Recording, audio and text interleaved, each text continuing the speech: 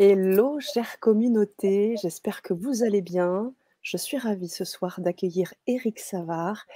Alors, je suis toujours vraiment en joie d'accueillir nos amis du Québec. J'ai bien évidemment un attrait particulier pour ce pays, ce continent du Canada, mais le Québec en particulier. Et c'est toujours un plaisir d'accueillir des intervenants qui viennent du Québec. Et je suis tellement contente ce soir, Éric, de t'accueillir. Ça va? Le plaisir est pour moi. C'est un plaisir et je suis ravie, chère communauté, de vous présenter ce bel intervenant, que j'ai rencontré et j'aimerais vraiment, eh bien, que vous puissiez vous connecter avec cette belle âme, avec tout ce qu'elle a à vous partager. Je remercie Mireille pour son petit salut, bien avant le début de la conférence, qui nous salue. Bonsoir Mireille Girard. Alors, pendant que j'y suis au niveau des commentaires, sachez qu'à tout moment, vous pouvez écrire, co-créer avec nous, partager, poser vos questions dans ce chat.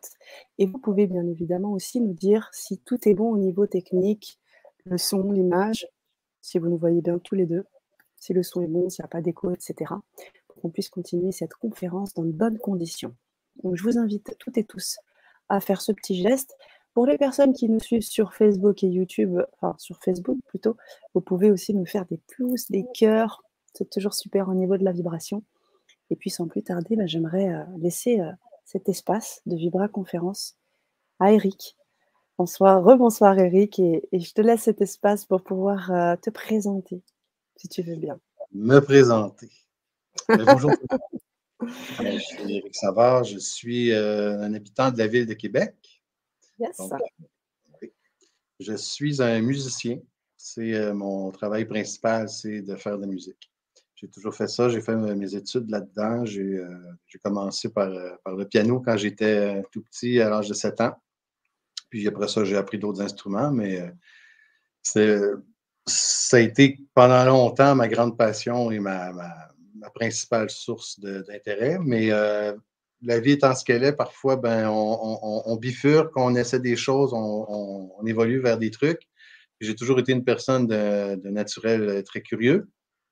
Donc, je me suis vite retrouvé à me poser des questions parce que je trouvais qu'il y a des choses qui étaient de l'ordre de la nature humaine qui n'étaient pas souvent mises de l'avant, qui n'étaient pas souvent présentées. Puis, à force de creuser, on finit par se rendre compte que ces choses-là, on en entend parler dans des milieux un peu plus underground, on va dire, ce qu'on ne trouve pas nécessairement dans les médias de masse. Bon.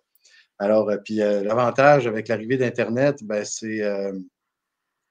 c'est qu'on a pu tomber justement facilement dans des lieux où il y avait beaucoup de gens qui parlaient de ces sujets-là qu'on n'entend pas souvent autour de nous, dans le monde ordinaire, dans la routine de tous les jours.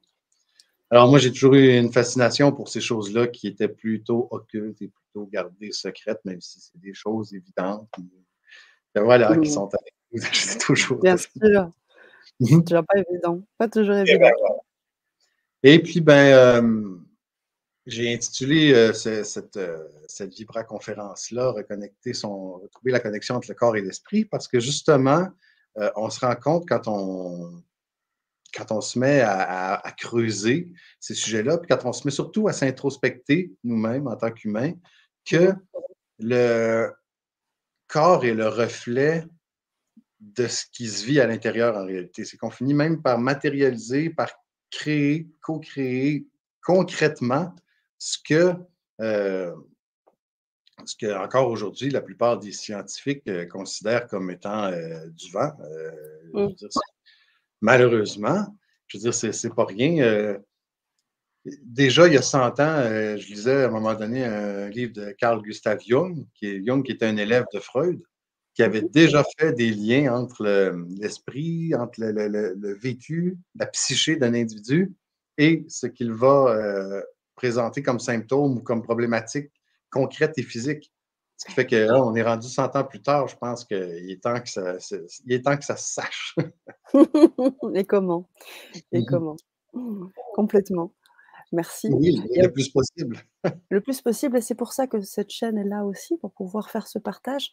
Comme je le dis aussi souvent, on a dans cette communauté beaucoup de personnes éveillées qui ont fait leur chemin, différents niveaux, des personnes qui sont aussi thérapeutes, des gens qui travaillent, avec l'invisible. Il y a énormément de choses et aujourd'hui, cet espace qui est cette chaîne permet le partage et ce soir, je suis vraiment ravie de pouvoir partager en ta compagnie.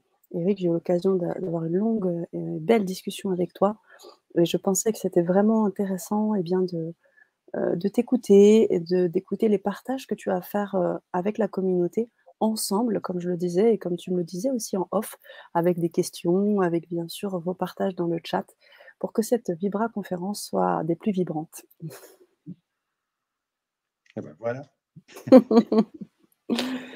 OK, Surtout alors que pour ce les oui? temps, on sait, hein, depuis 2 ans, il y a certaines maladies qui sont plus à la mode que d'autres, hein.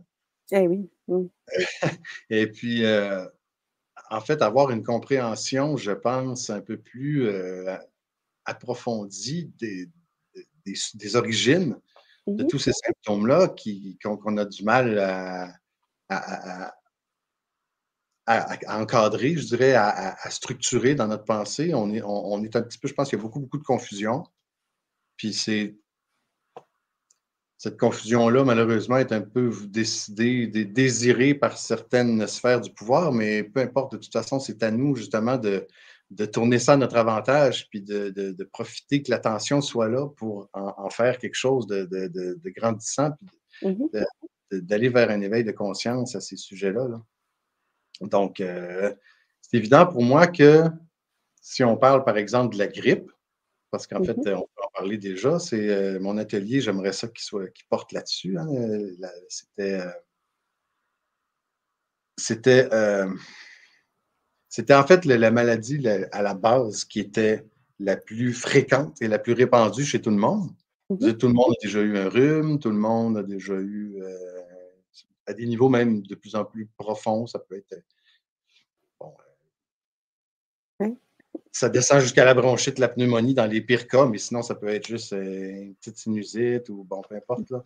Fait Mmh. que, quel est le lien entre ces symptômes manifestés-là dans le corps et ce qui est vécu par l'individu? Moi, c'était ça Mmh. qui était le nerf de ma recherche à ce sujet. OK, Mmh. d'accord. OK. Mais je ne suis pas le premier à le faire. Je veux dire, vous connaissez probablement sans doute déjà Jacques Martel, Oui, heu, que nous avons reçu sur la chaîne, ouais, complètement. bon, qui pourrait en parler vraiment plus en profondeur que moi, Oui. mais enfin, tu sais, lui-même découle de recherches faites par d'autres scientifiques, d'autres médecins Bien qui étaient sûr. alternatifs et qui, bien sûr, ont été un peu mis au banc. Je parle du docteur Hammer, je parle de Claude Sabat, je parle de Gérard Attias. Mmh. Gérard Attias, qui est très intéressant, j'avais lu un de ses livres qui s'appelait, je crois, Le langage des oiseaux, et qui parle de comment déjà dans le langage, il y a énormément de ces sagesses-là qui sont déjà là, disponibles pour tout le monde. Mmh. C'est-à-dire, par exemple, quand on dit prendre quelqu'un en grippe, Mmh mh. pourquoi est-ce qu'on utilise ce mot-là, grippe? Pourquoi est-ce que quand on dit qu'on attrape une grippe, prendre quelqu'un en grippe, déjà, il y a comme un lien à faire entre les deux, en tout cas au niveau inconscient. Mmh Et mh. puis, ben, en fait, si on embarque déjà dans ce sujet-là, au fond, on va y aller tout de suite. Moi, ce qui m'a fasciné de découvrir, c'est que le poumon, les poumons, en fait, ça représente chez l'humain l'équivalent de l'espace vital, le corps, le territoire vital. Ça fait que j'aime beaucoup utiliser l'exemple de l'écureuil, parce que la petite Mmh. écureuil a son territoire. Ce territoire-là produit suffisamment de nourriture pour le garder en vie. Si un autre petit écureuil vient jouer sur le territoire du premier, Mmh mh. ben, il va devoir y avoir une confrontation entre les deux. Et puis, c'est pas parce que le petit écureuil veut pas avoir d'amis ou veut pas jouer avec son ami écureuil, c'est vraiment une question de survie parce que si l'autre écureuil vient s'installer, le territoire dans cet espace-là ne pourra pas produire suffisamment de nourriture pour les deux. Alors, c'est pour ça Mmh. qu'il devrait y avoir un combat. Alors, pourquoi le poumon? Parce qu'en fait, le poumon, c'est le premier contact vital qu'on a quand on vient au monde, hein. Le poumon, c'est le premier organe que s'il n'est pas en contact avec ce qui le nourrit, finalement, conduit à une mort rapide. Mmh mh. Euh, donc, notre petit écureuil devra se battre. Puis pour se battre, il va devoir être à son plein potentiel parce que là, c'est tout ce qui est vital qui va être mis à profit dans le combat. Donc, même le poumon, selon l'explication des médecines nouvelles, va produire en quelque sorte des cellules, puis en tout cas un contexte physique, métabolique, qui va permettre d'absorber le plus d'oxygène possible. Même chose pour, pour justement être à son meilleur pour affronter l'autre. Oui. Notre petit écureuil, n'est-ce pas? Puis, ben, en fin de compte, c'est triste, mais c'est comme ça. Puis, ce combat-là va durer, 22 secondes, mais j'imagine. Un écureuil, ça se bat pas longtemps, j'imagine. Ça se court un peu, puis on en a déjà vu. J'en vois souvent sur mon terrain chez moi.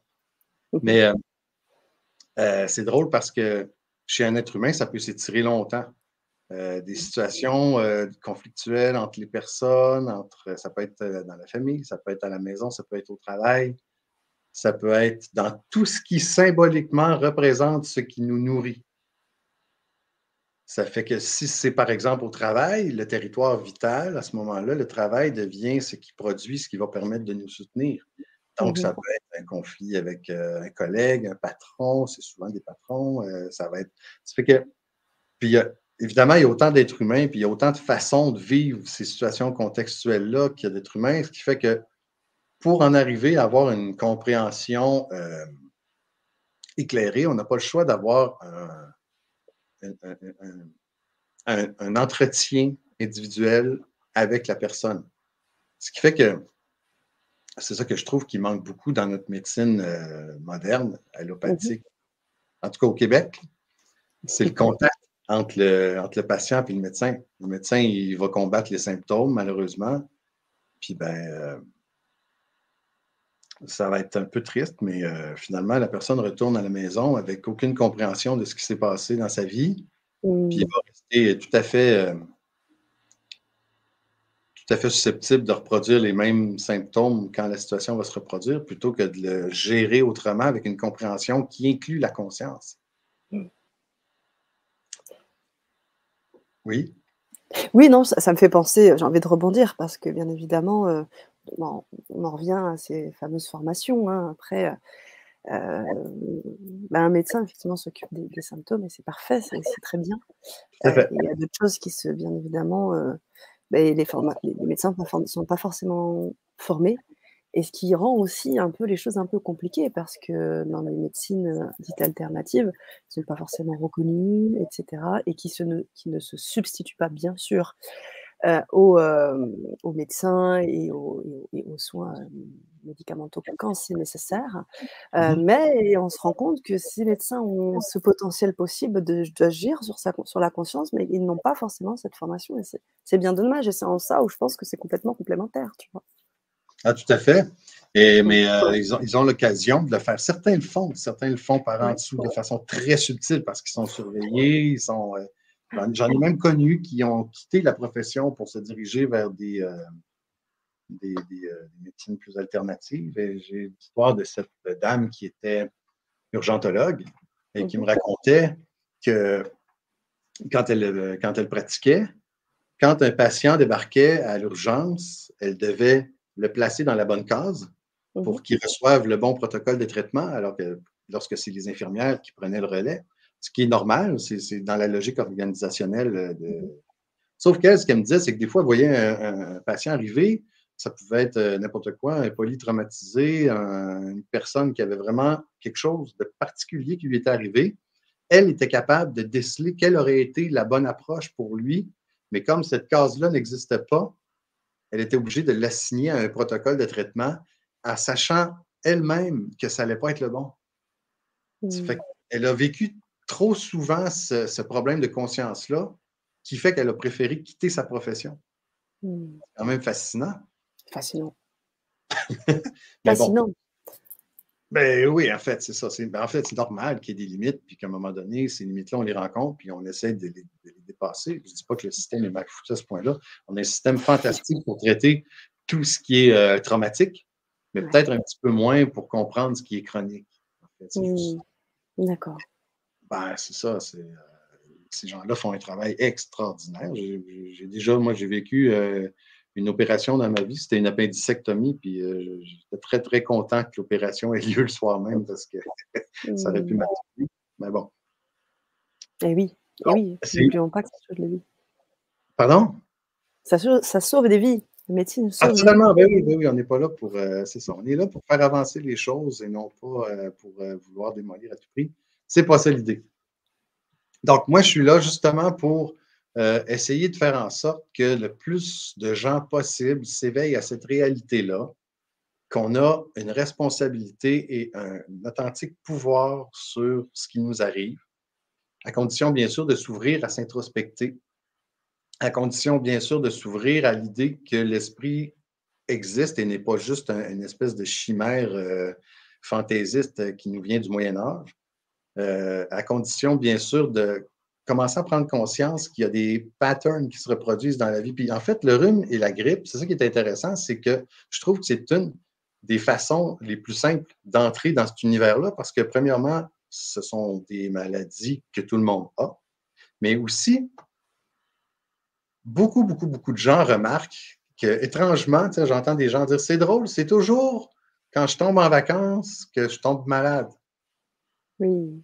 C'est toujours à certains moments précis, c'est toujours, il y a quelque chose de répétitif dans certains contextes. Par exemple, ces gens-là sont capables de remarquer ces choses-là, ce qui fait que déjà, tu as une entrée, tu as une ouverture qui se fait par laquelle on peut rentrer. Dire, en effet. Puis là, tu peux poser quelques questions, tu peux aller plus en profondeur dans le vécu de la personne, si bien sûr elle est disposée à en parler. Là. Mais alors, puis ça coïncide avec ce que je racontais tout à l'heure. Si on parle, par exemple, de la personne qui aurait des difficultés avec un collègue au travail, Mmh. ben, à plus forte raison, lorsque la personne va arriver chez elle en vacances, il y a une espèce de moment de pause dans le conflit où le corps peut se réparer. Puis c'est là que c'est important de le dire, parce que quand il y a rhume et grippe, ce sont, selon les dires du docteur Sabat, des moments où le corps entre en réparation. Donc, c'est la phase de guérison qui s'amorce. On a tendance à croire que c'est le contraire. Alors, moi, je compare ça souvent à une autoroute qui serait en réparation. On est obligé de bloquer des voies, on est obligé de creuser des trous, on est obligé de détruire un paquet de bouts de route pour pouvoir tout reconstruire et ramener ça à neuf. Mmh. Évidemment, pendant qu'on fait ça, ben, l'autoroute est congestionnée, ça ne circule pas bien, il y a des bouchons, c'est lourd, c'est difficile. Mais après, quand l'autoroute est toute propre, quand il n'y a plus de trous, quand il n'y a plus de nid de poule, on est content. Ben, c'est exactement le même principe avec la grippe, en fait. C'est que pendant longtemps, on a accumulé des émotions négatives, des colères refoulées, des émotions non exprimées, évidemment, qu'on n'a pas pu exprimer à la personne concernée par peur de déplaire, par peur de perdre son poste. Il y a 1000 raisons. Puis c'est Mmh. là que justement, on peut entrer en. C'est pendant le partage avec le client qu'on arrive à bien discerner ces choses-là. Mais en fait, c'est la personne elle-même qui comprend toujours bien ces choses-là. Bien souvent, juste par le principe des choses, on arrive à ce que la personne fasse ses prises de conscience. Puis moi, j'ai aucune idée de ce qui s'est passé dans sa tête, mais le résultat est là pareil, tu sais. Mmh. C'est de la chose, il y a comme une magie là-dedans. C'est clair. Est-ce qu'on peut parler aussi de l'inconscient à ce niveau-là? Est-ce qu'il joue quelque chose? Ah Comment ben ça se tout à fait. manifeste? Mmh. Parce qu'en fait, le propre de l'inconscient, c'est qu'on n'en est pas conscient. C'est tout ce que ce que Jung, en fait, Freud nous avait décrit quand il parle d'inconscient, dans le fond, c'est simple, au fond, c'est tout ce à quoi on refuse de faire face. C'est n'importe quelle réalité qu'on décide, qu'on choisit de se faire croire qu'elle n'existe pas. C'est ça l'acte de refouler. Ça peut être une émotion. On a souvent tendance, lui, il refoule ses émotions, il mange ses émotions, on entend souvent ces choses-là. Refouler une émotion, c'est vivre une émotion, mais refuser de la vivre, en fait, refuser qu'elle soit là, refuser, nier son existence. Et quand c'est quelque chose qui est fait à répétition, ça devient comme une espèce d'habitude, une seconde nature. Et même le conscient finit par en oublier carrément l'existence. C'est comme, je compare ça des fois à quand on a une odeur dans la maison chez nous, à force d'être dans la maison, on finit par plus le sentir. Mmh. Des fois, on quitte pendant plusieurs jours, puis quand on revient, oups, cette odeur-là, on s'en souvient. Mais c'est un peu le même principe. Puis ce qui est passionnant, c'est que la première pensée quand on parle de refouler, c'est toujours avec les émotions. Mais il n'y a pas juste les émotions qu'on peut refouler. Il y a aussi les informations, puis il y a aussi les Mmh. sensations. Parce que dans le Ouais. fond, si, par exemple, moi, j'ai beaucoup, beaucoup étudié l'énéagramme, pour ceux qui connaissent, Mmh. les 9 types de personnalité, c'est un fantastique outil pour structurer justement le psyché puis les structures de l'ego. Oui. Donc, on a 3 cerveaux. On a le reptilien, le limbique, puis le cortex cérébral. Le cortex, c'est tout ce qui est rationnel, c'est tout ce qui gère l'information. Donc, imaginez que, je ne sais pas, imagine que je te dis, Ouais. Sana, euh, euh, tu réagis de telle façon dans tel contexte. Mmh. Pour toi, c'est inadmissible que tu puisses avoir ce type de réaction. Ça peut être une réaction de colère, ça peut être une réaction tu peux être contrôlante ou je ne sais pas quoi.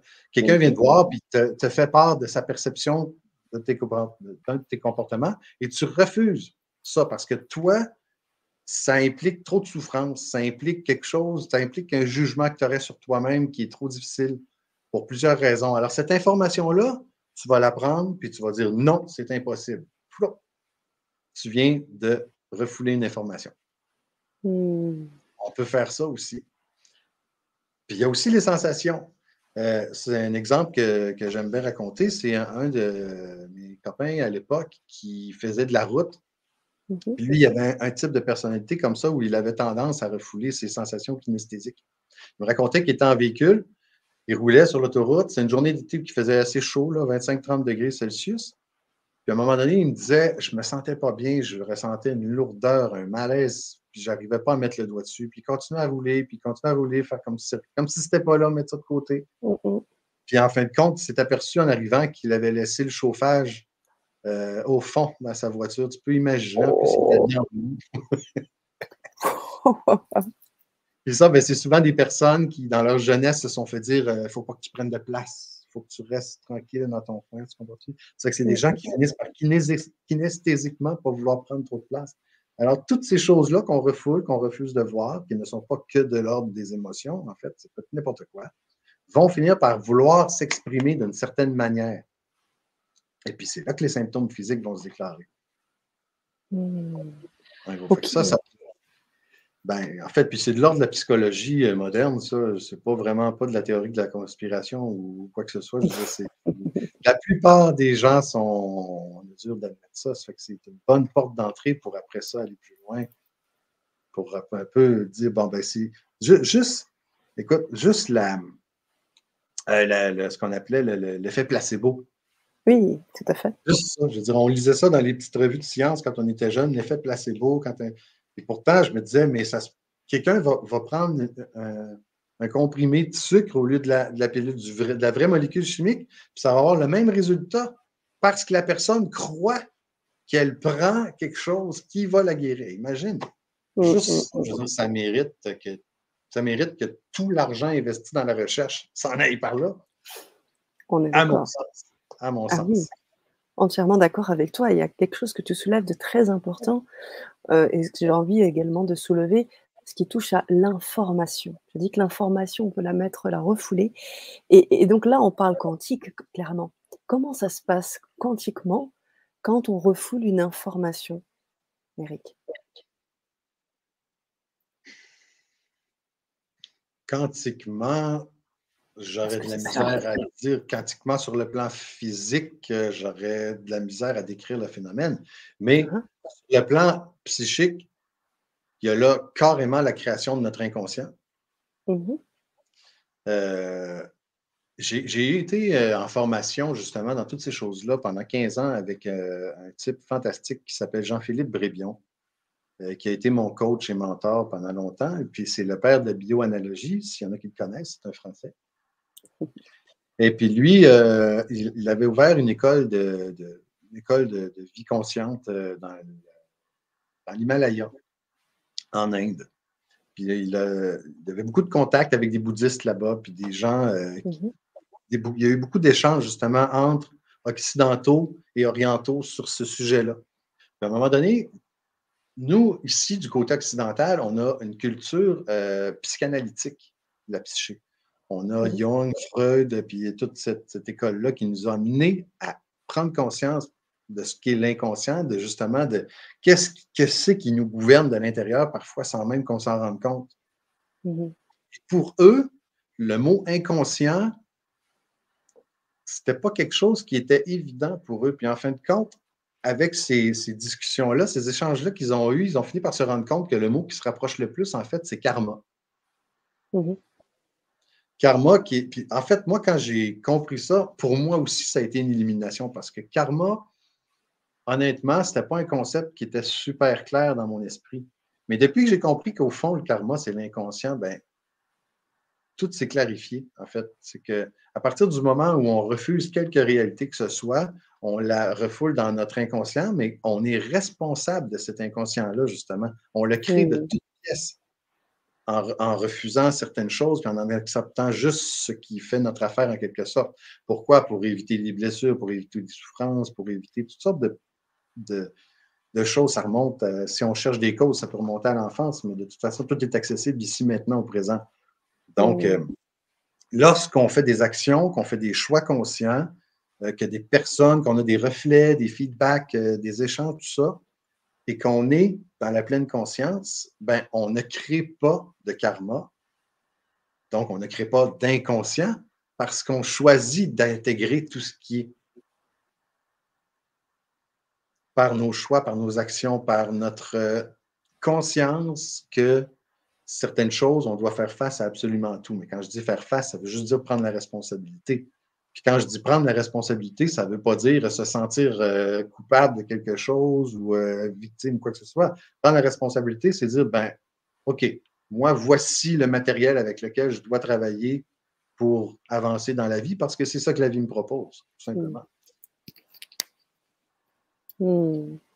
Merci.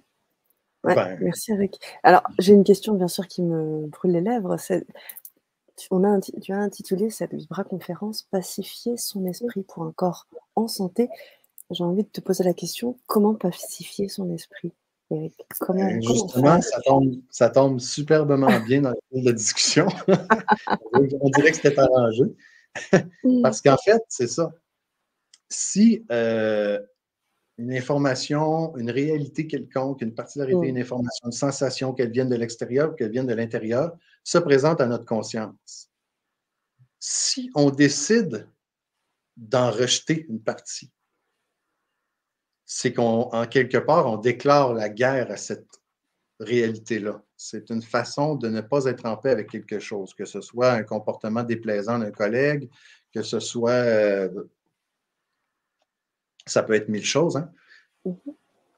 Alors, puis ça peut être autant dans le présent que dans le futur ou dans le passé. Je veux dire, combien il y a de personnes qui vivent toujours dans une espèce de volonté de réparer le passé, de vouloir un passé différent, alors que, comme disait mon coach Jean-Philippe, guérir, c'est pas vouloir un autre passé que celui qu'on a eu.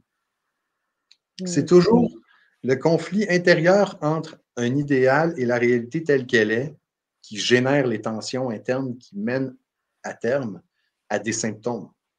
Donc, si on veut éviter de vivre ces symptômes-là de façon biologique, il faut y faire face en conscience. Et puis, dans la conscience, ce qui est révélé, ben c'est souvent des talents qu'on a, c'est souvent des aptitudes cachées qui sont enterrées, qui ont été un peu refoulées avec ce qu'on ne voulait pas voir de nous, avec ces parties-là qui sont en lutte les unes contre les autres. Et puis donc, ça, je pense que c'est la bonne nouvelle de toutes ces découvertes-là qu'on fait quand on tombe dans ce monde-là un peu de la psyché. Ça demande un engagement. Ça demande de décider, OK, moi, je vais faire ce travail-là, je vais faire ce cheminement-là, parce que ça ne se fait pas du jour au lendemain. On s'imagine toujours que ça va être une belle ligne du point A au point B, mais en réalité, ça ressemble à ça. Ouais, on passe par toutes sortes d'expériences. Hein. Mais il reste que c'est un cheminement qui en vaut vraiment la peine, parce que en bout de ligne, on s'en sort grandi, on s'en sort plus en santé, on s'en sort. Mais c'est comme n'importe quoi. Il y a des deuils à faire, des détachements à faire. Mais le jeu en vaut largement la chandelle. Alors, c'est pour ça que je pense que c'est vraiment de faire la paix à l'intérieur de soi qui mène à la santé, avant toute chose. Qui mène à la paix avec les gens autour de soi, qui mène à la paix avec les événements. Mmh. Et puis, c'est un peu ce que j'ai l'appel, moi, d'investir mon temps, d'investir mon énergie, parce que je trouve que c'est ce qui est, c'est un besoin qu'il y a autour de nous, je pense. Puis Mmh. si on a la chance, moi je considère avoir eu la chance là, d'avoir été amené à faire ce cheminement-là, parce qu'à la base, plus jeune, quand j'étais adolescent, je ne peux pas dire que j'étais particulièrement enclin à aller vers ces réalités-là. Mmh. Mais bon, la vie a fait que je m'y suis ouvert, et j'en suis très heureux maintenant. Et puis C'est en fait, parfait. Ben oui, c'est parfait, certain. Qu'est-ce que tu allais dire?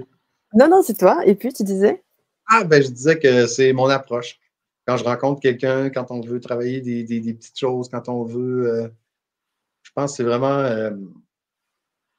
c'est vraiment ça que je fais. C'est mon travail, il est là. Mmh, d'accord. Quelque chose Alors que je poursuivre. développe. Oui, C'est ça, vas-y. c'est ce que tu développes. On va reparler de l'énéagramme si tu veux bien aussi, dans un Oui. deuxième temps, parce que ta façon de voir l'énéagramme est bien spécifique et vraiment très intéressante et en cela, j'aimerais vraiment que les auditeurs puissent partager et écouter, ce que tu as à dire autour de cela. Mais pour continuer le raisonnement autour de la pacification, c'est pas tu le disais, hein, c'est vraiment, très, sinusoïdal, hein, du coup, si on arrive à, entre guillemets, «prendre la responsabilité», c'est pas toujours facile. Comment l'étape suivante, ce serait quoi? Parce que du coup, OK, on capte l'info, on dit: «OK, je suis responsable de ça, sans être coupable, mais je prends la responsabilité de prendre l'information». Qu'est-ce que j'en en fais? Qu'est-ce que j'en en fais, Eric, du coup? Comment ça se passe? Ben, déjà, on le prend comme une réalité par rapport à laquelle on peut se situer. Soit en dualité, c'est-à-dire dans le refus, ou Mmh. soit dans l'acceptation. OK, c'est ça qui est. À partir du moment où j'accepte qu'une réalité soit là, par exemple, je ne sais pas, prenons l'exemple d'une faillite. Quelqu'un, bon, ça ne marche plus, j'arrive pas à avoir les entrées d'argent, j'arrive plus à payer les engagements que j'avais, j'arrive à une situation faillite. Pour certains, ça peut devenir une catastrophe monumentale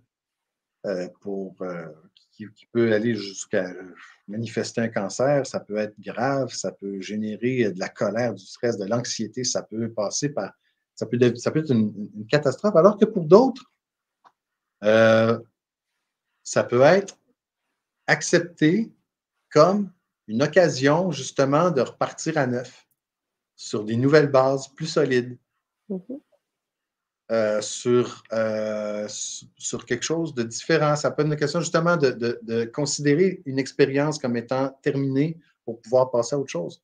Donc, c'est la même situation vécue par deux personnes qui vont réagir complètement différemment à la situation. Une réagit à cette situation-là dans le déni, dans la lutte, dans le combat, et l'autre dans l'acceptation. Ça ne veut pas dire que ça ne sera pas difficile émotionnellement, mais c'est que les émotions vont être acceptées aussi.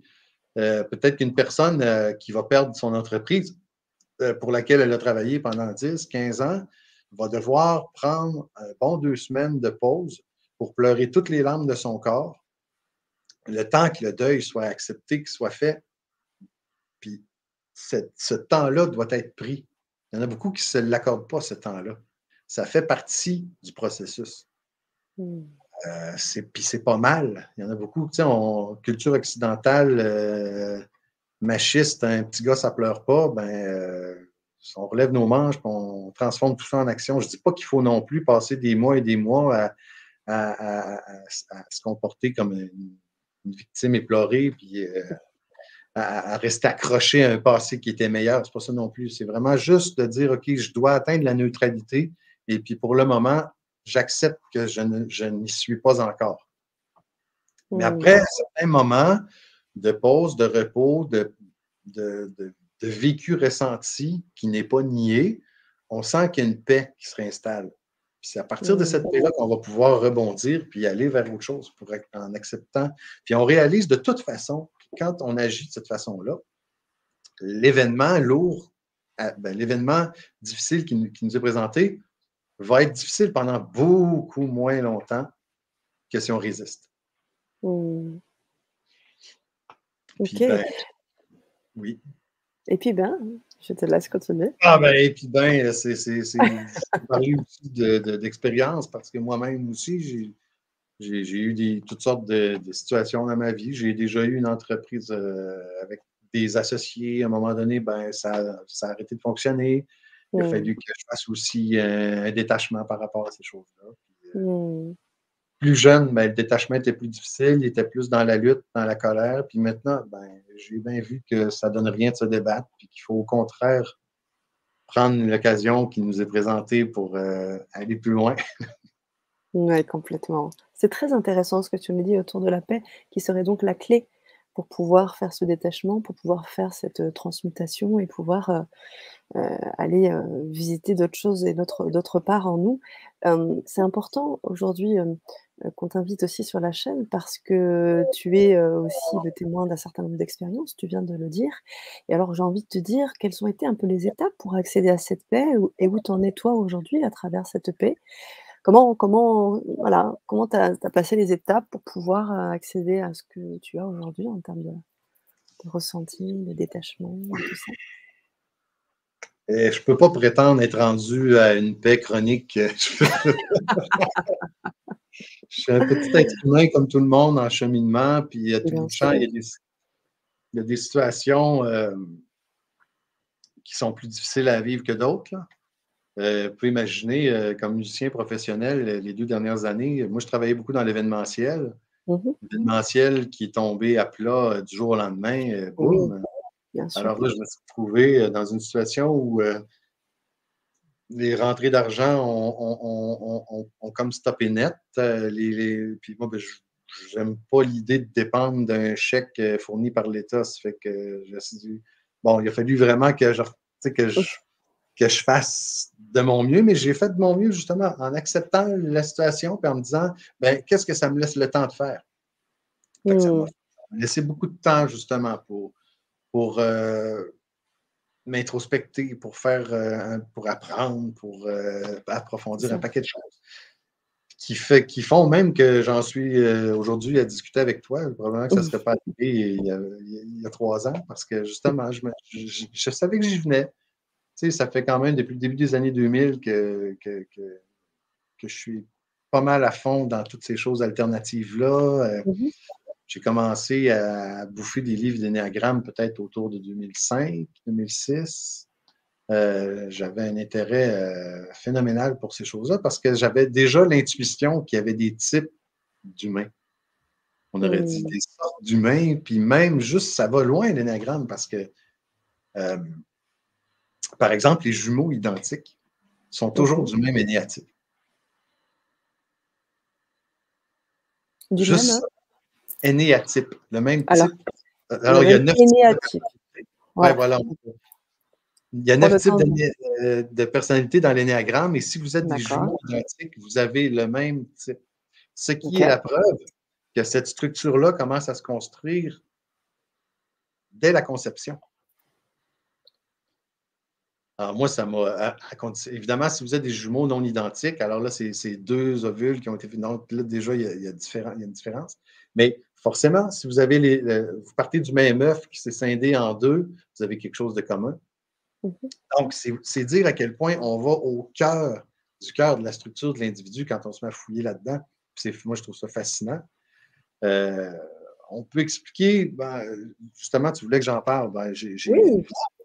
Ben, les- pour faire un résumé très, très, très, très rapide de ce qui est l'énéagramme en réalité, on parlait des refoulements tout à l'heure en fonction des 3 cerveaux. Hein. Il y avait tout ce qui est information, tout ce qui est émotion, relation, échange, puis tout ce qui est de l'ordre du matériel, réflexe, condition, tout ce qui est physique, Mmh. structurel.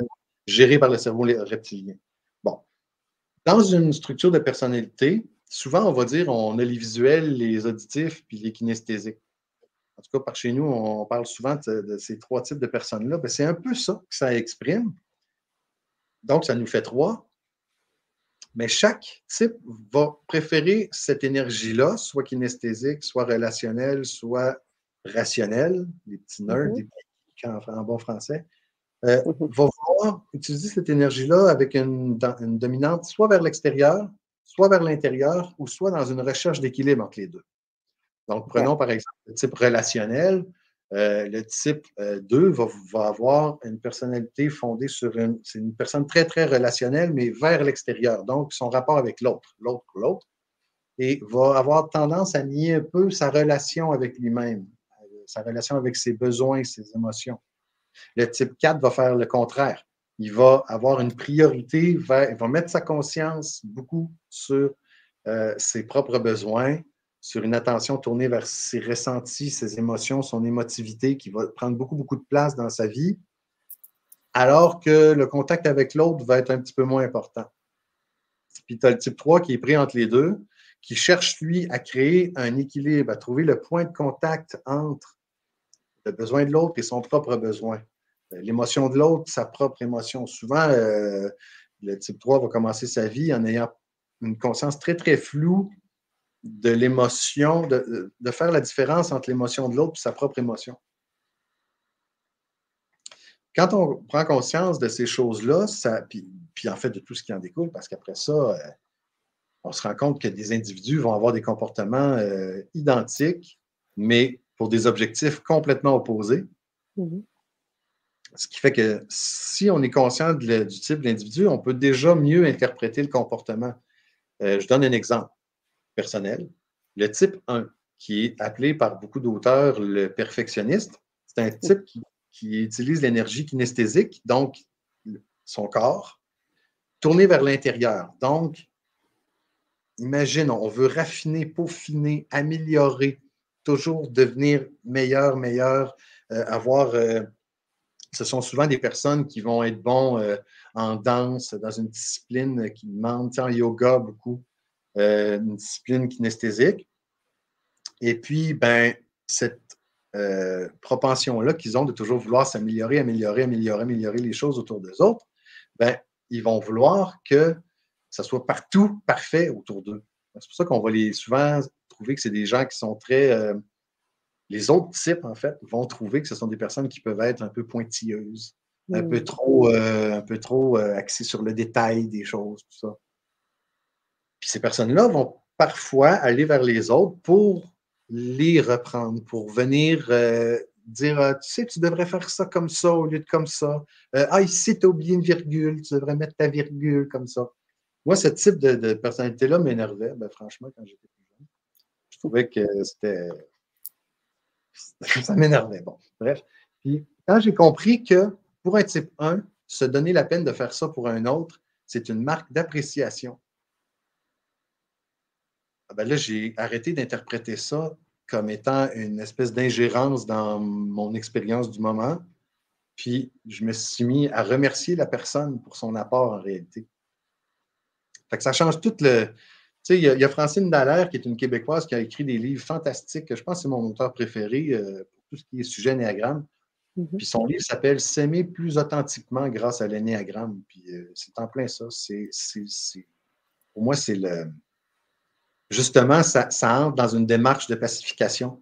Parce qu'en comprenant les autres, on finit par savoir que leurs actions ne sont pas belliqueuses dans la plupart des cas. C'est souvent une espèce de forme de paranoïa intérieure qui n'est pas mise en conscience, qui fait que tel comportement, on va se l'approprier comme si c'était nous qui agissions de cette façon-là, alors qu'on n'a aucune idée de la raison, l'autre étant qui il est. D'accord. Bref, tout ce qui peut servir à la paix, je trouve que... Ah mais complètement. Et du coup, souvent on pourrait croire que l'énéagramme ou d'autres choses posent des étiquettes. Et là où c'est vraiment intéressant, parce qu'on a reçu un spécialiste aussi de l'énéagramme, qui Qui est était? Paul Pironnet, qui est venu, D'accord. nous parler d'énéagramme et il est vraiment un expert en la matière et c'est important aussi d'avoir, ton regard parce que je sais qu'il y a aussi cette volonté d'aller chercher encore plus loin, au-delà un peu de toutes les choses qui sont déjà un peu faites et en cela, je sais qu'il y a vraiment une particularité et je sais pas, j'aimerais que tu puisses en parler. Parce qu'au-delà de l'énéagramme, tu proposes quelque chose d'un peu plus, spécifique? Au-delà des pseudo étiquettes, j'ai envie de dire, de chaque Oui, profil, de chaque, tu vois? ben, c'est une vision, bon, c'est un peu personnel, tout ça. C'est un Mais ouais, peu, complètement, ouais. ben, dans dans la bioanalogie que j'ai étudiée avec Jean-Philippe, lui, ce qu'il fait, c'est qu'il part un peu des principes de numérologie pour créer euh, une empreinte de naissance à partir des dates fondatrices qui sont les dates la date de naissance, conception, machin. Mmh mh. Ce qui fait que ce qui me fascine, c'est qu'en numérologie, que ce soit la numérologie que la plupart des gens connaissent, là, de Dan Millman, Mmh. pour vous parler en tout cas, chaque chiffre a une signification. Le 1 va représenter le grand tout, l'intégrité. L'unique va représenter l'énergie 1. Je vais juste nommer celle-là parce que je ne ferai pas les 9 ici, ce n'est pas le sujet, mais l'énergie 1, en représentant ce qui est unique, on va pouvoir y rattacher un paquet de concepts euh, qui vont avoir un lien énergétique, comme par exemple le fait de se comparer. Se comparer, c'est impossible si on est conscient qu'on est unique. Ou chercher une validation à l'extérieur de soi, c'est impossible si on considère qu'on est unique. Si on Mmh. est le seul humain de l'histoire de l'univers à avoir fait l'expérience qu'on a fait, comment est-ce qu'on pourrait être validé par quiconque? Mmh. C'est impossible. Donc, c'est pour ça que toutes les problématiques liées à la comparaison, à la validation extérieure, à la dévalorisation, donc en dualité, à tout ce qui vont être liées à l'énergie 1, au fait d'être unique, au fait d'être l'intégrité, Mmh mh. être complet. Mmh. Euh, donc, quand on prend conscience de chacune de ces 9 énergies-là, on peut les placer. Moi, ce que je fais souvent, c'est que je l'imagine comme dans la rose des couleurs. Tu sais, on a le rouge, le bleu, le jaune, puis après, on a toutes les nuances comme ça. Tout à Puis le fait. symbole de l'énéagramme se place aussi sur un cercle. Donc, on peut carrément voir que chaque être humain, quand on dit chaque personne a une fréquence, ben OK, pourquoi ne pas ramener cette fréquence-là, cette vibration-là, à une fréquence dans le cercle des couleurs? C'est comme si notre œil peut percevoir une certaine partie de toutes les fréquences possibles. Ben, on peut ramener, on peut faire ça, on peut considérer tout ça comme de la lumière, en fait. Que ce Mmh. soit la vibration d'une personne, que ce soit. Mais on peut le faire aussi avec les concepts. On peut le faire avec tout ce qui existe en réalité. Avec OK. tout ce qui est de l'ordre de l'œil intérieur, c'est-à-dire que comment on voit les choses. C'est pas pour rien qu'on fait l'analogie avec le mot je vois une chose de telle manière ou comment tu vois ça. Donc, c'est comment tu perçois mentalement avec ton mental supérieur. C'est pas l'œil réel qui perçoit une. Tu comprends? C'est vraiment comme avoir une vision, le regard intérieur qu'on dit. Mmh. Bon, ben, ça veut dire que le regard intérieur, il se fait avec l'œil mental, c'est-à-dire l'œil, c'est le mental étant tout ce qui est de l'ordre du connu, du savoir, de la connaissance. Donc, ce que j'aime, la façon que j'aime voir les choses, c'est euh, si chaque individu a une couleur, on peut comparer ça à, tu sais, quand on dit qu'on est des étoiles. Chaque être humain est une étoile. Mmh. Alors, on sait quand on. J'ai aimé beaucoup l'astrophysique, l'astronomie en général, vraiment de base. Je m'intéresse à tout, mais de façon un peu superficielle, là. Il y a 3 types d'étoiles, hein. Il y a 3 couleurs d'étoiles. Il y a les jaunes, comme notre soleil, il y a les rouges, puis il y a les bleus. C'est drôle parce que justement, c'est comme les 3 couleurs de base. Et puis, quand un scientifique observe une étoile, justement, ce qu'il va voir, c'est la couleur. Alors, moi, quand je vois la couleur de l'étoile, j'imagine l'énéagramme. Parce que de l'extérieur d'une personne, on peut voir sa couleur. Il y a même des traits physiques, hein, qui se développent. Certaines personnes, on va les reconnaître immédiatement, physiquement, avant même qu'elles aient dit un mot. On peut reconnaître un énéatype des fois. Puis, par contre, quand on fait appel à la numérologie, on utilise les mêmes énergies, les mêmes nombres avec la même énergétique. Vous savez, les scientifiques, les astronomes, quand ils veulent connaître la composition chimique intérieure d'une étoile, ce qu'ils font, c'est qu'ils prennent sa lumière, ils vont la faire passer dans un prisme, puis ils vont la décomposer. Ça va créer une espèce d'arc-en-ciel. Hein? Mmh. Puis cet arc-en-ciel-là, bon, notre Soleil, on connaît les couleurs de notre arc-en-ciel, ça va être, je ne me souviens plus de l'ordre par cœur, mais mettons qu'on prend une géante bleue quelque part dans une constellation X, puis qu'on la fait passer la lumière, on va avoir une bande de lumière complètement différente de celle de notre Soleil. Ça va être des teintes de vert, de jaune, il n'y aura presque pas de rouge, tu sais, ça va être Mmh. complètement différent. Puis ça, pour moi, avec la numérologie, avec l'empreinte de naissance, avec des disciplines qui font appel à l'énergétique des numéros, mais au niveau conceptuel, au niveau de la psyché, ça va être comme prendre la lumière d'une étoile, puis la décomposer pour aller analyser ses composantes chimiques intérieures. Quand je suis en relation avec une personne, c'est comme ça que je perçois la rencontre. C'est-à-dire que j'ai devant moi, c'est comme si j'avais une étoile devant moi, puis je capte sa lumière, mais je comprends sa lumière spirituelle, Mmh.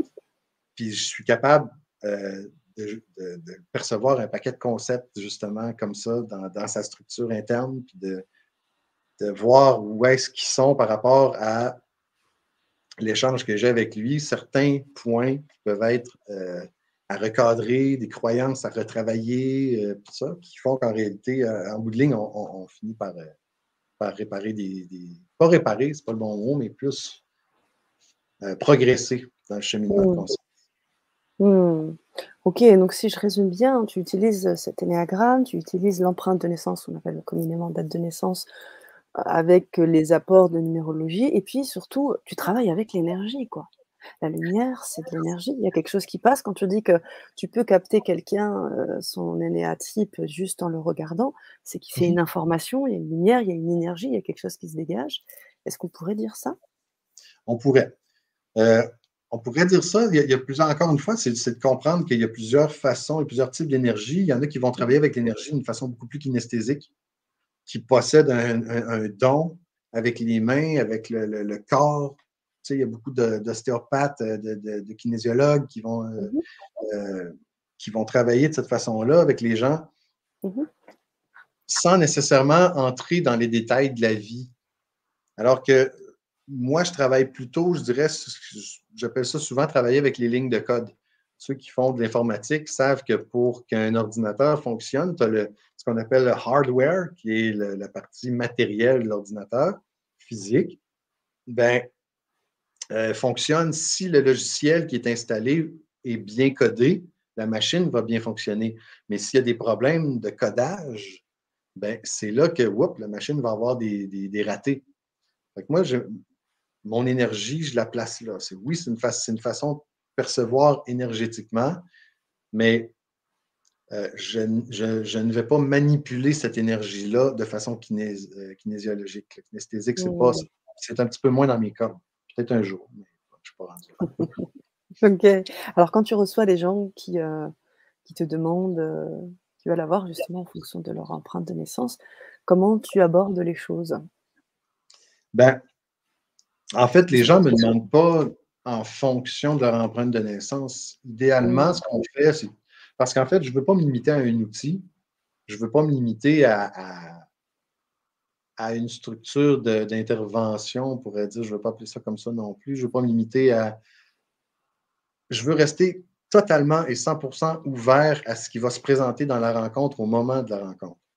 Ce d'accord. qui fait que moi, j'ai mes outils, puis de toute façon, dans bien des cultures où il y avait un chaman, où il y avait un homme médecine, où il y avait souvent la personne va voir un guérisseur, un ramancheur, on appelle ça comme on veut. Puis si, des fois, dans certaines rencontres, il n'y a rien qui ressort, ben, on n'est pas pires amis. On va en voir un autre, puis peut-être que l'autre va avoir dans son champ de conscience les clés pour aller faire un meilleur travail. Mmh. Il faut se donner aussi le droit à l'erreur. Hein. On n'est pas non plus pas à l'erreur, mais se donner le droit à. Parfois, on rencontre des blocages qui sont trop forts. Puis, c'est un peu comme en musique, là. On peut engager un guitariste pour faire jouer une pièce, puis à un moment donné, on a une pièce plus difficile à jouer, ben, on demande à un guitariste qui est rendu plus loin, tout simplement. C'est pas plus Mmh. compliqué que ça. Mais moi, ce que je fais, c'est que je demande à la personne de me donner une problématique.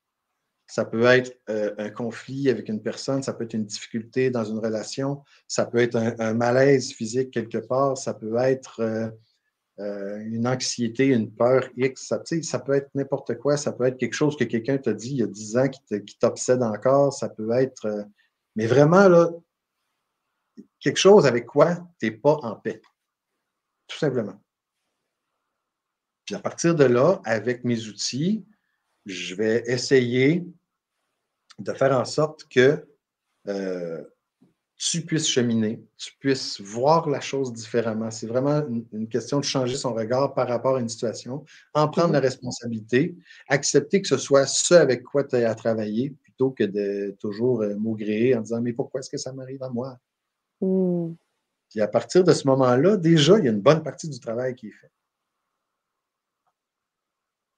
OK. Alors ensuite, une fois que alors j'ai bien compris que, bah, des fois, des personnes viennent te voir à différentes étapes. On a des personnes qui peuvent, avoir déjà pris conscience de tout ça et que le travail a du mal à se faire. Ça en revient un petit peu à ce qu'on disait, hein, sur les clés pour, accéder à la paix. Que ces personnes qui sont déjà un petit peu enclines, qui ont déjà essayé des choses et cetera, hem, qu'est-ce qu'à ce moment-là, qu'est-ce qui se passe? Qu'est-ce que tu engages pour que cette personne, puisse avoir, plus de choses à en magasin, plus de solutions, utiles et nécessaires pour elle? Mhm. Ben, ça dépend de plusieurs choses. Ça dépend de la problématique. Oui. Ça dépend. Si c'est relationnel, bon, ben, on peut utiliser, par exemple, les clés de naissance en bioanalogie pour Mmh faire mh. une espèce de clé de rencontre. En fait, j'en parlerai même pas à la personne parce que c'est pas. Ce que ça va faire, moi, c'est que ça va me permettre énergétiquement de trouver la façon. C'est une clé, hein? Donc, une clé, ça sert à Mmh. ouvrir une porte. Ça va juste me permettre énergétiquement d'aller toucher les cordes sensibles, Mmh. puis d'aller. Souvent, on va poser une question à la personne, puis la première réponse, ça va être ah non, pas du tout. Puis, whoop, 2 minutes après, ah, finalement. Je vois très bien. Ouais, c'est ça. Bon, ben, on peut utiliser, ça peut être des fois un problème d'ordre de manque de confiance, de manque de connaissance de soi aussi. Ça peut être un problème avec soi-même avant tout. Ça peut être un trait de caractère qu'on va vouloir voir disparaître parce que combien de fois, l'histoire classique de la petite fille qui chantait, mais quand la maman arrivait de travailler, elle était fatiguée, brûlée, elle arrête de chanter, puis la petite fille considère que c'est parce qu'elle chantait pas bien, puis qu'elle chantait mal, puis que c'était désagréable à écouter. Puis finalement, on se rend compte que ben, la petite fille, elle a un certain talent à chanter, puis c'est un Mmh. talent qui devrait s'exprimer. Mais parfois, c'est pas toujours aussi clair et net et évident que chanter, ça peut être un talent pour structurer les choses, ça peut être un talent pour planifier, pour réparer, ça peut être physique, Mmh. ça peut être tellement de choses, ça peut être, puis pour plein de raisons. En fait, on joue un peu dans l'étal de psychologie, on joue quand je dis dans l'étal, sur les territoires, des fois de psychologie un peu, Mmh. de psychanalyse un peu, mais sans aller jusque-là, sans non plus. De toute façon, on n'a pas le droit. Tout ce qu'on peut faire, c'est vraiment d'amener la personne à faire son cheminement elle-même, puis faire ses propres prises de conscience par elle-même. C'est tout. C'est Mmh. informel, c'est vraiment, c'est en dessous du radar, mais au sens où on ne peut pas en tirer aucun bénéfice autre que la satisfaction d'avoir pu participer à, à l'évolution des personnes qui nous croisent dans notre vie. C'est ça qui est Mmh. fantastique. Parce qu'en fait, quand on prend conscience que l'autre, c'est soi, ben, c'est ce que le Dalai Lama appelle de l'altruisme intéressé. C'est t'aides l'autre en étant conscient que tu t'aides toi-même en le faisant. Mmh. Ouais, tout à fait et du coup, c'est quand même intéressant là, ce que je comprends, c'est qu'au-delà d'être dans un accompagnement et de permettre, à la personne de faire des prises de conscience, c'est aussi des prises de conscience envers, par rapport à leur potentialité. Donc il y a quelque chose de assez révélateur quand quelqu'un, se rend compte, d'un certain nombre de potentiels qu'elle peut avoir en elle. Tu proposes aussi d'aller visiter par exemple des choses, je ne sais pas, par rapport à l'énéagramme, par rapport à ce que tu ressens dans l'énergie de la personne? Est-ce que tu lui proposes d'aller, peut-être investir des choses, des pistes pour elle aille, visiter ce potentiel, pleinement? Ça peut arriver? Ça peut arriver, mais il faut que la personne ait un intérêt. Mmh. Tu sais, si c'est une mère de famille avec 3 enfants, un travail, tout ça, ça sera pas, souvent, en fait, ça sera pas ça qui va l'intéresser à court terme. Ça va dérégler un problème ici qui m'empêche d'avancer, puis mais effectivement que si une personne veut venir me voir pour apprendre l'énéagramme, mon Dieu, ça va me faire plaisir. C'est comme pour la musique, j'enseigne, je donne des cours de guitare depuis que j'ai l'âge de 15 ans, mais souvent, souvent, ce qui intéresse les élèves, c'est de jouer la chanson. C'est pas d'apprendre la théorie musicale qui vient Mmh. en dessous. Alors que moi, c'était ça, mon champ d'intérêt. C'est toute la théorie qui vient en dessous, la compréhension des structures, des patterns, comment ça s'organise ensemble, qu'est-ce qui fait que ça crée une esthétique quand c'est disposé de telle façon. Ça a toujours été ça, moi, qui était comprendre. Quand j'étais petit, j'avais des jouets, ben, je les dévissais, puis je regardais en dedans comment c'était fait. C'est vrai. Alors justement, tu parles de tes compétences, en tant qu'enseignant. On va vibrer un atelier, ensemble prochainement. J'aimerais que tu nous en parles un petit peu au regard de ce que tu nous as partagé déjà jusqu'à présent et que tu nous en parles un petit peu plus, tu veux bien? Oui, ben, en fait, l'idée, c'est un peu de faire ce dont je viens de parler, c'est de permettre à chaque personne présente à l'atelier d'arriver avec une problématique X. Comme je disais, euh, ça peut être, mon Dieu, ça peut être un conflit avec une personne, ça peut être, je veux pas me fermer à rien, je veux pas me limiter à rien. Évidemment, Mmh mh. l'atelier, je l'ai appelé se prendre en grippe Mmh. parce que justement, je trouve que c'est le sujet de l'heure. C'est une bonne façon quand on sait, quand on sait ce que c'est devenu dans certains milieux, là, le simple fait de tousser puis d'avoir un peu la goutte au nez peut nous valoir d'être reclus pendant plusieurs jours. Alors, mieux vaut peut-être anticiper, voir venir. Bref, l'atelier, je demande aux gens de penser peut-être à un moment, de faire cet exercice-là, de penser à un moment où un rhume se déclare, une grippe se déclare, une problématique X. Puis justement, j'aimerais ça dans chacune des rencontres, prendre le temps de parler avec chacune des personnes pour faire un peu ce travail-là, essayer d'aller voir ce qu'il y a en dessous pour recadrer la situation, pour faire des prises de conscience que, ah, ben oui, c'est vrai, moi, avec telle personne au bureau, c'est tendu, c'est difficile. Euh, Peut-être que c'est vrai que si je lui en parlais, hein, on pourrait trouver une façon de régler ça. Ou peut-être que c'est vrai que je pourrais. Ça fait longtemps que je pense à changer de département. Peut-être que ça. Tu sais, il y a plein de possibilités. Ça dépend vraiment de chacune des personnes là, de choisir son expérience, mais de toute façon, quand il y a des mots physiques, il y a toujours quelque chose d'inconscient qui cherche à s'exprimer. Puis cette chose-là est toujours à notre service. On en a peur, on peut penser que ça va être dangereux, que ça va nous nuire, mais en réalité, c'est toujours au service de notre conscience. Mmh. Mmh Donc, et oui, donc, tu te baseras aussi sur les empreintes de naissance, les dates de naissance? Est-ce que tu prendras les dates de naissance des personnes? oui, mais je vais le Oui? faire pour m'aider, moi, à, à orienter ma perception de la personne que Mmh j'ai mh. devant moi. Mmh. Mais le but ne sera pas d'enseigner les empreintes de naissance à ce moment-là, parce que ça demande Bien un sûr, ce sera l'objet d'un autre atelier peut-être. de toute façon, celui qui les a créés les enseigne encore, donc je vais référer à l'expert. Non, ce que je veux dire par là, c'est que est-ce que les personnes qui vont venir à l'atelier voilà, ramènent, cette information avec eux, la présentent, dans le chat pour que déjà tu aies des indications un peu plus précises avec la difficulté, le problème qui est posé. Ben, si ça intéresse la personne de connaître son empreinte, puis d'aller voir la bioanalogie, ce que c'est, puis absolument, ça va me faire plaisir d'en parler brièvement, la personne pourrait repartir avec son empreinte de naissance, tout à fait. OK, parfait. Mais Alors peut-être même dans certains cas avec mon impression de son énéatype. OK. Mais par contre, ça, je me garde toujours un bémol, hein, parce qu'il y a autant de.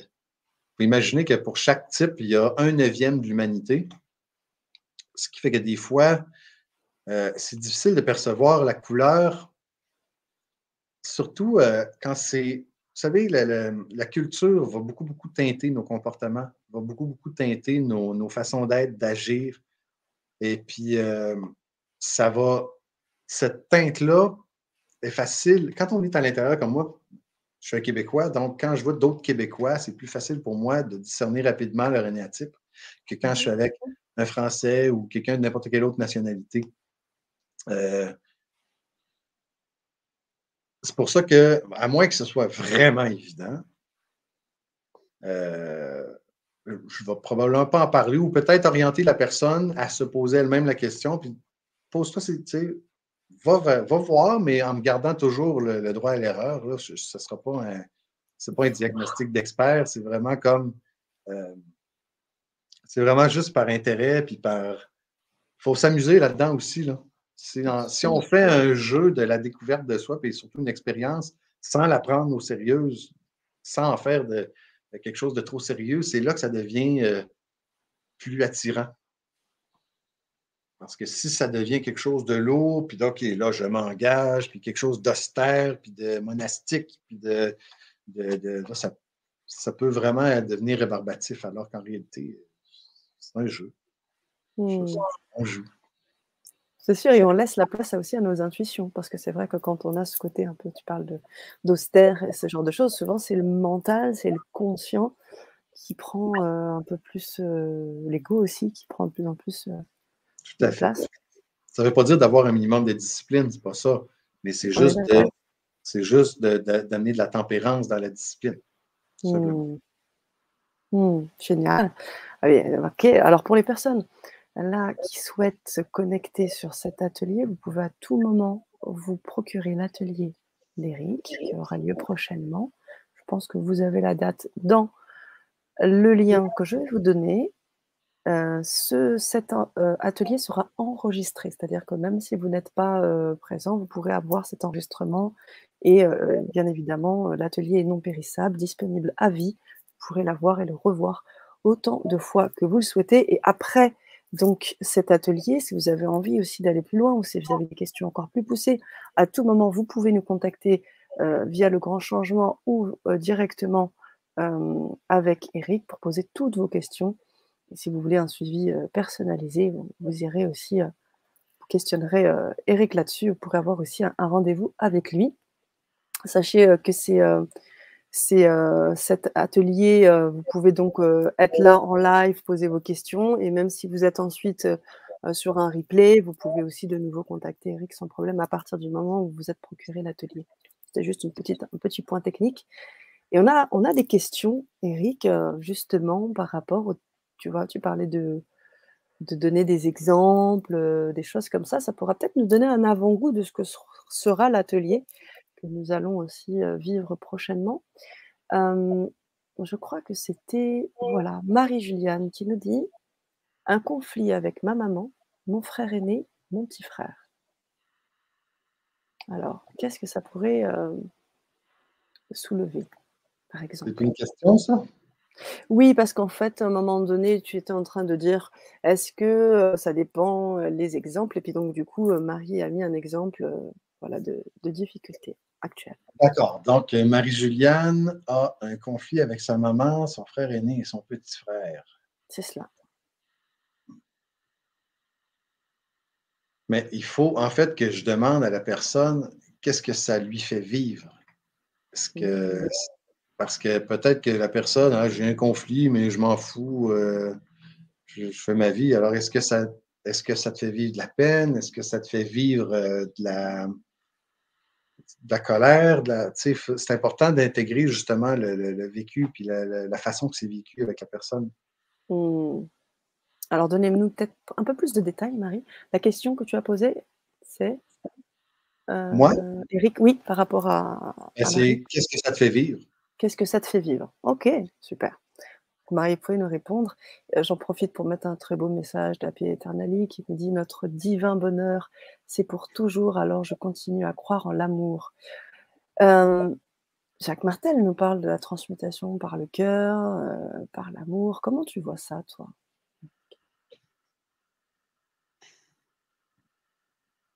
Ben, je peux pas m'empêcher de reprendre les mots de mon coach qui dit, Jean-Philippe Révillon, qui nous apprend que l'amour, c'est un constat.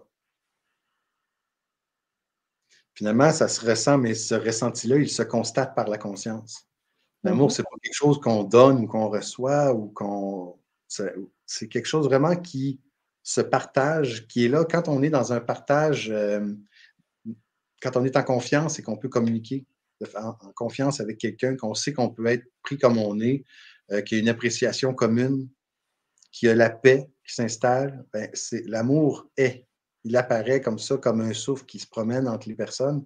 Mmh. Et puis, c'est comme ça, moi, que je vois l'amour, en fait.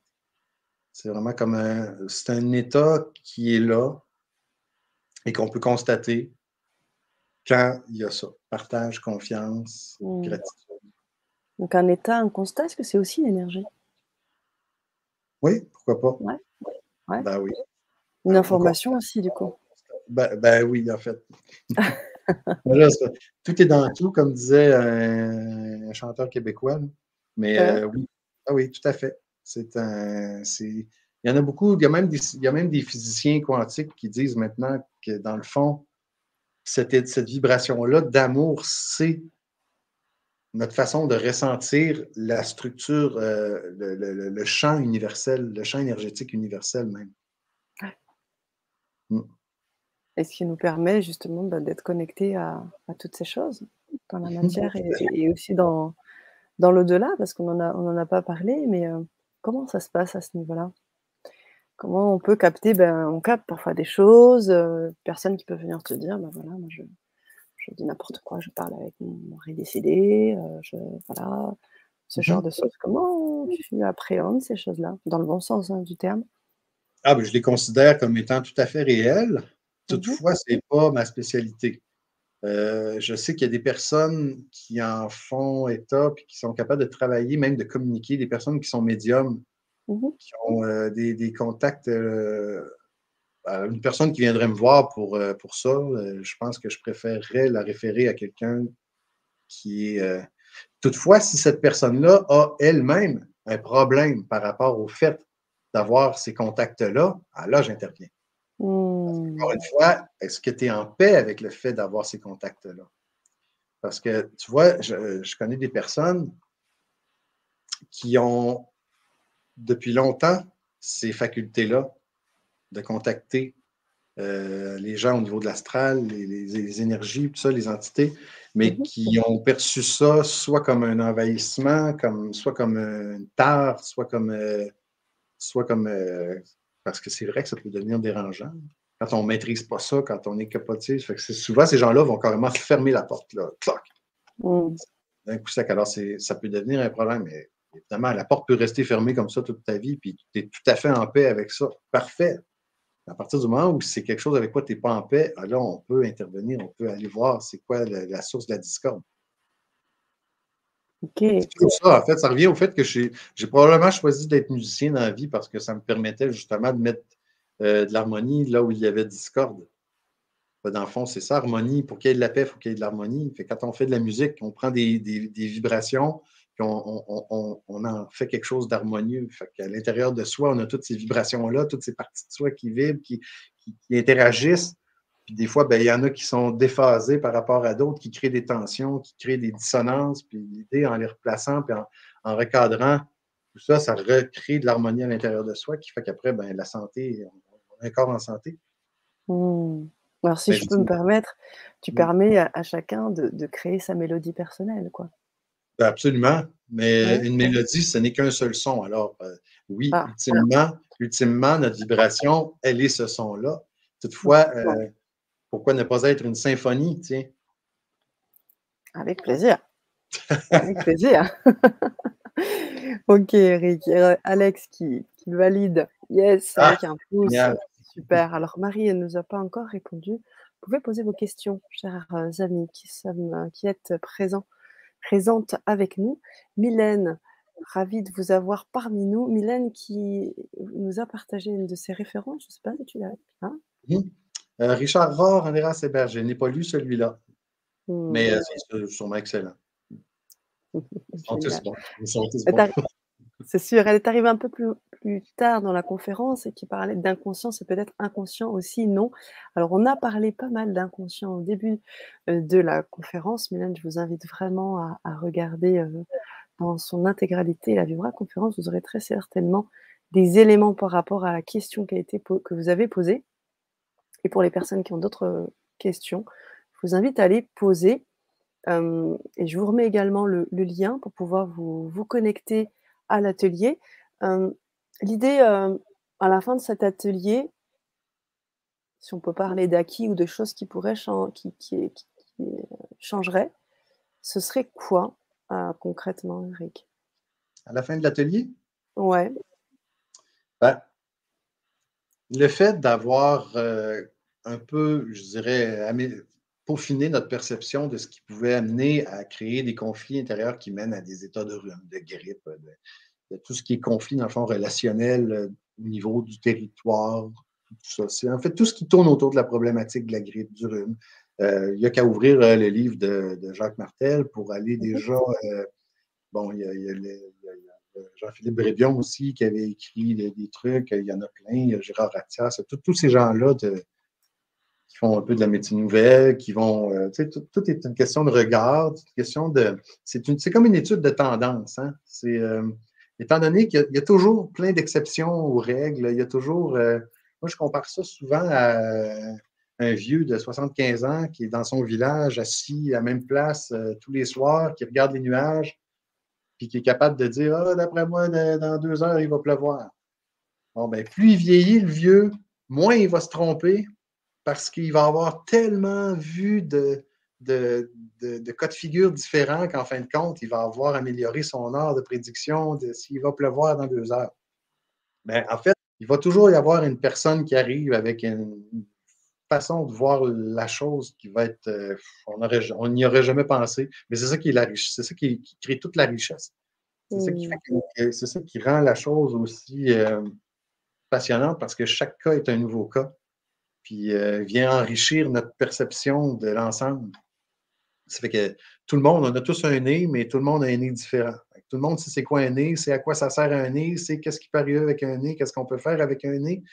Mais c'est drôle, le tien est différent du mien. Complètement. Beh, ça Mhm, me rappelle ce que tu disais sur la singularité, sur le fait qu'on est tous, uniques mhm. et ça laisse Mais, aussi mais, un mais, mais je n'ai pas répondu à ta question en fin de compte.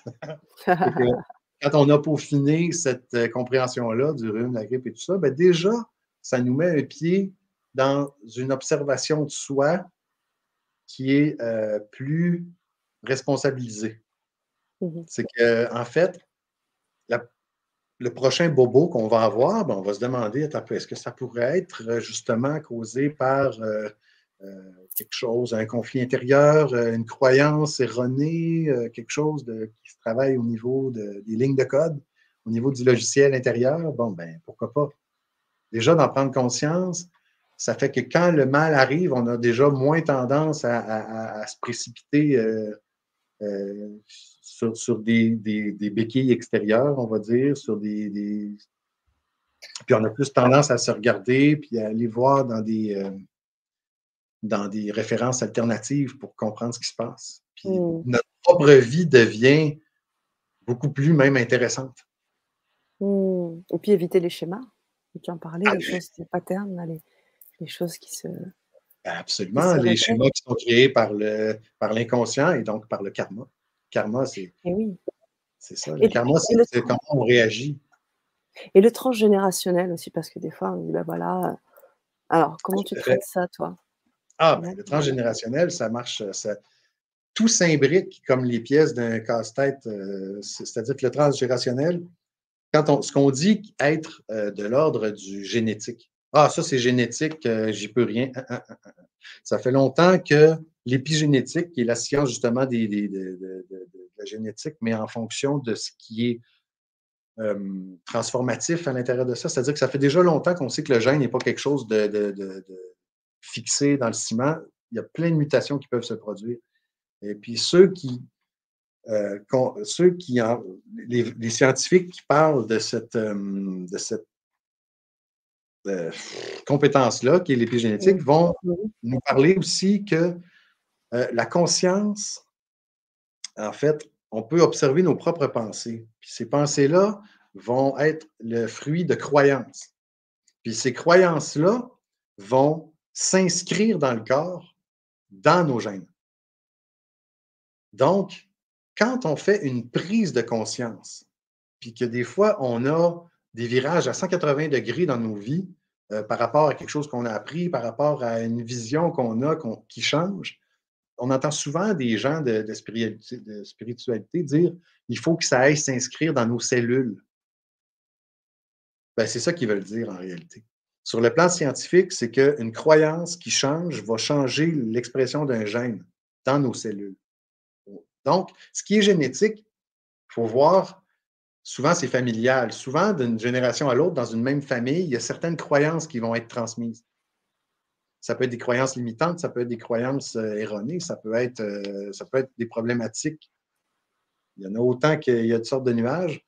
Ben, en fait, c'est de voir comment est-ce que cette problématique-là que je vis découle de quelque chose qui m'a été transmis par ma famille.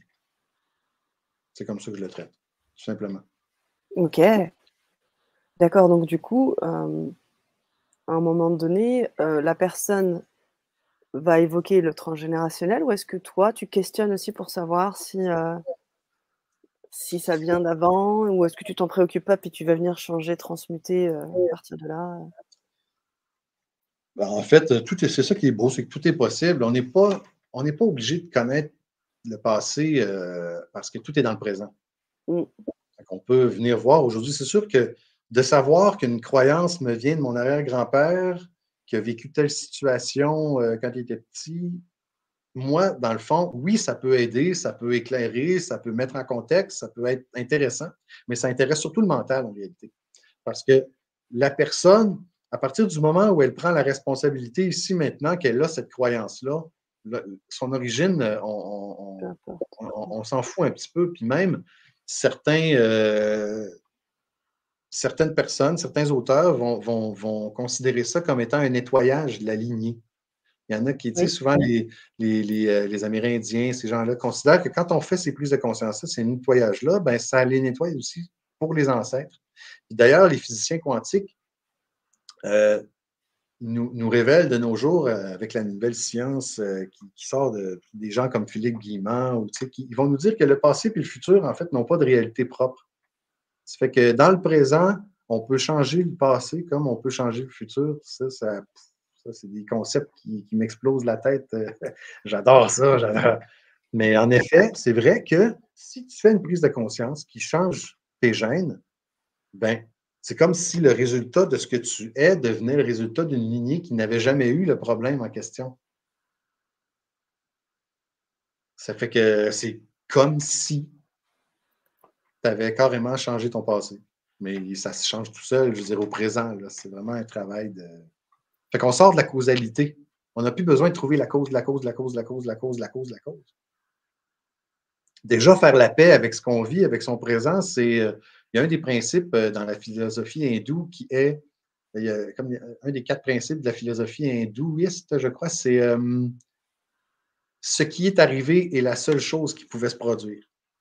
Mmh. Alors, si tu es capable de rester dans cet état d'énergie-là, puis de te dire, ben, il y a eu le Big Bang au début. C'est ça qui est arrivé. Il y a eu une explosion. Puis après ça, il y a eu l'énergie qui est partie dans tous les sens. Puis ça s'est concrétisé en matière. Ça a fait des galaxies. Les galaxies ont fait des systèmes solaires. Les systèmes solaires ont fait des planètes. notre système solaire a fait la Terre a commencé à se développer, il y avait des volcans, après ça, il y a eu des bactéries qui se sont développées, ça a fait des petits poissons, des grenouilles, des têtards, c'est devenu, ça a sorti sur l'eau, ça a fait des végétaux, ça a fait des animaux, ça a fait mes ancêtres, ça a fait tout. Puis là, aujourd'hui, ça fait qui je suis maintenant. Donc, ça ne pouvait pas être autrement. Ça fait que le pouvoir personnel, qu'on pense que nos décisions ont un impact ou qu'on peut les changer, c'est comme une espèce d'illusion de l'ego. Parce qu'à chaque fois qu'on prend une décision, on prend toujours la décision qu'on pense qui est la meilleure au moment où on a à la prendre. C'est toujours avec le recul qu'on va juger qu'une décision était bonne ou mauvaise. Mais en réalité, on ne pouvait pas savoir au moment. Il y a toujours une partie d'acte de foi dans chacune des décisions qu'on prend. Puis des fois, on dit oui, mais j'avais ma petite voix qui me disait que oui, mais tu as quand même pris cette décision-là malgré ta petite voix. Donc, il fallait que tu fasses l'expérience de faire cette décision-là malgré ta petite voix. Parce que tu n'étais pas certaine. Si tu avais été vraiment certaine, tu aurais écouté ta petite voix. Donc, tu as fait l'expérience. Maintenant que tu sais, peut-être que la prochaine fois, tu vas faire l'expérience d'écouter ta petite voix, puis tu verras où ça te mène, tout simplement. Yes, complètement.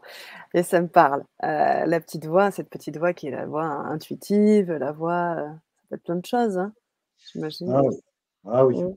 C'est tout. Les petites voix émergent de mille. C'est les petits personnages qu'on a à l'intérieur de nous. Là.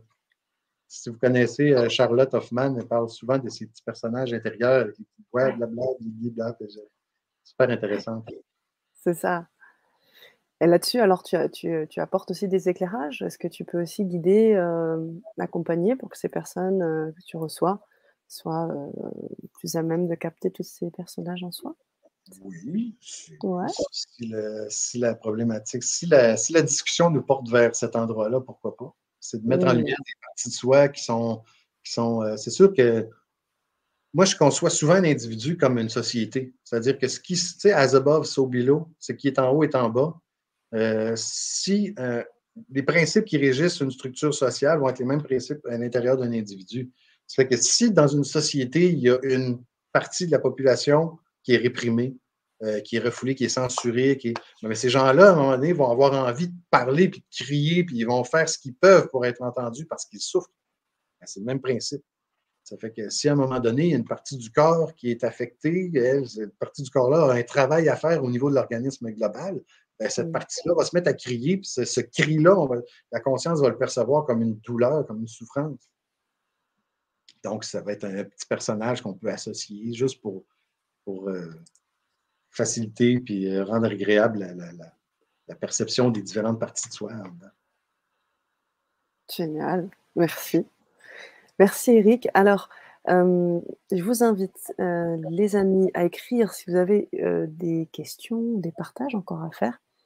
On est là encore sur, quelques petites minutes. Auquel cas, si vous voyez cette, Vibra-conférence en replay, vous pouvez aussi poser vos questions, hein. Je j'inviterai Eric à répondre aussi en replay. Tu sais, dans les lignes de commentaires en dessous, où tu pourras poser aussi tes retours en fonction des questions qui seront posées. Et vous inviter bien évidemment à vous inscrire à cet atelier si vous avez des questions concernant l'organisation. Est-ce qu'il y a un prérequis?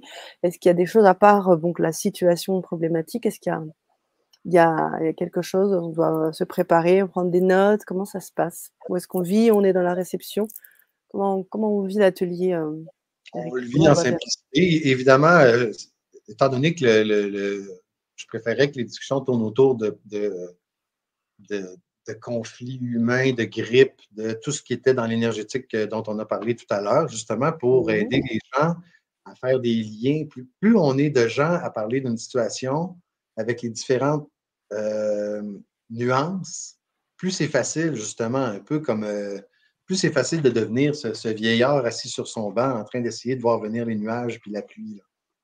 Ça fait que c'est parce que soit quand on donne juste un exemple, ben c'est difficile de couvrir tout le potentiel d'exemples qui peut mener à la même problématique.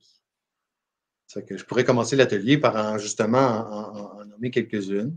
Mmh. Et des exemples, j'en ai personnellement, quand j'ai eu la grippe la dernière fois, c'était spécial parce que c'était pas moi directement qui était en conflit. Et puis, ça aussi, ça m'a pris un bon 24 heures avant de mettre le doigt sur l'origine du bobo. J'étais surpris, j'ai tombé en grippe. Je pense que c'était en 2014.